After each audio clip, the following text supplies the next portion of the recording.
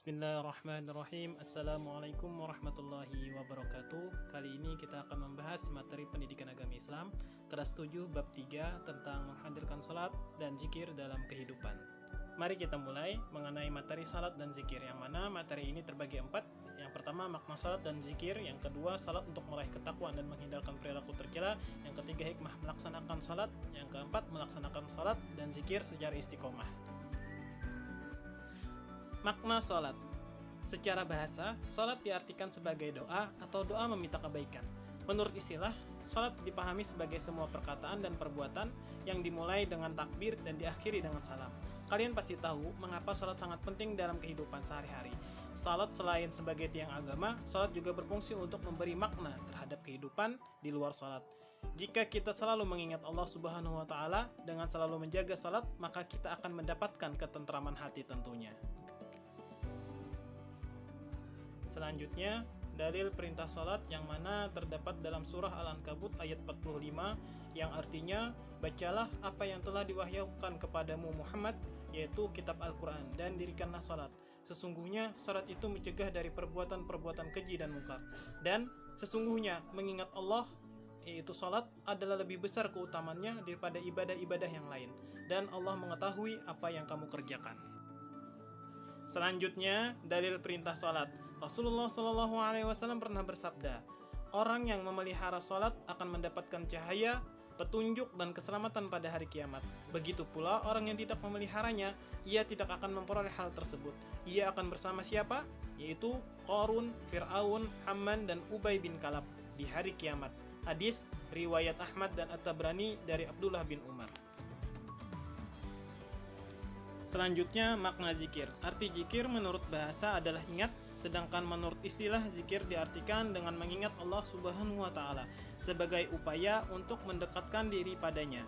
Kita diperintahkan untuk selalu berzikir kepadanya dengan mengagungkan kekuasaan dan kebesarannya agar terhindar dari kesombongan. Selanjutnya mengenai firman Allah dalam surah Al-Ahzab ayat 41 yang berbunyi, Ya ayyuhalladzina amanu zkurullaha zikran katsira, yang mana artinya, hai orang-orang yang beriman, berzikirlah dengan menyebut nama Allah, zikir yang sebanyak-banyaknya. Zikir dapat dilaksanakan dengan mudah tanpa persiapan dan waktu yang khusus. Seseorang muslim bisa memanfaatkan waktu yang luang untuk berzikir. Contoh, saat menunggu transportasi umum, menunggu waktu melaksanakan salat, menunggu saat berbuka puasa, menunggu temannya datang, dan lain sebagainya. Dengan zikir, kita bisa membantu seseorang terhindar dari perbuatan yang sia-sia dan dosa. Karena kesempatan waktu kosong berpeluang dua hal, kebaikan atau keburukan, positif atau sebaliknya. Adapun cara berzikir sebagai berikut. Yang pertama, zikir dengan hati, yaitu dengan cara bertafakur dan merenungkan ciptaan Allah. Yang kedua, zikir dengan ucapan, yaitu pengucapan lafal-lafal yang di dalamnya terdapat keagungan namanya. Yang ketiga, menaati perintahnya dan menjauhi segala larangannya berupa zikir dengan perbuatannya.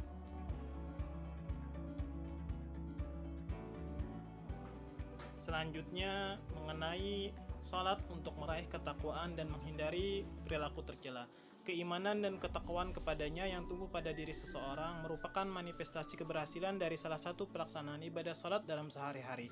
Sebagaimana disebutkan dalam firman Allah, Ya ayyuhalladzina amanu taqullaha haqqa tuqatih wa la tamutunna illa wa antum muslimun, yang artinya, hai orang-orang yang beriman, bertakwalah kepada Allah dengan sebenar-benar takwa kepadanya, dan janganlah sekali-kali kamu mati melainkan dalam keadaan beragama Islam. Quran Surah Ali Imran ayat 102. Hikmah melaksanakan salat dan zikir. Yang pertama, tertanamnya akidah tauhid dalam jiwa seseorang.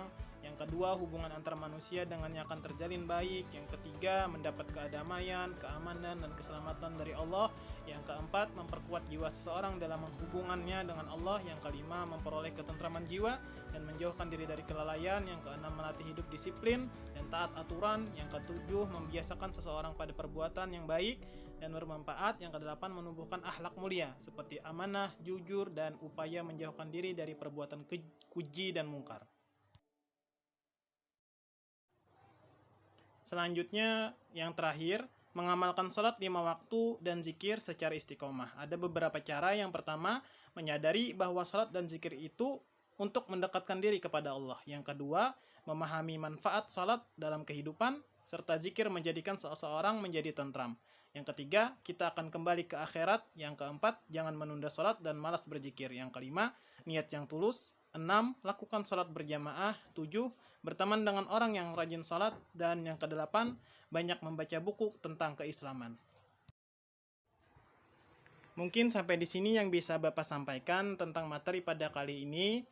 Cukup sekian dan terima kasih. Semoga ilmu yang diberikan menjadi bermanfaat bagi anak-anak semua. Terima kasih. Wassalamualaikum warahmatullahi wabarakatuh.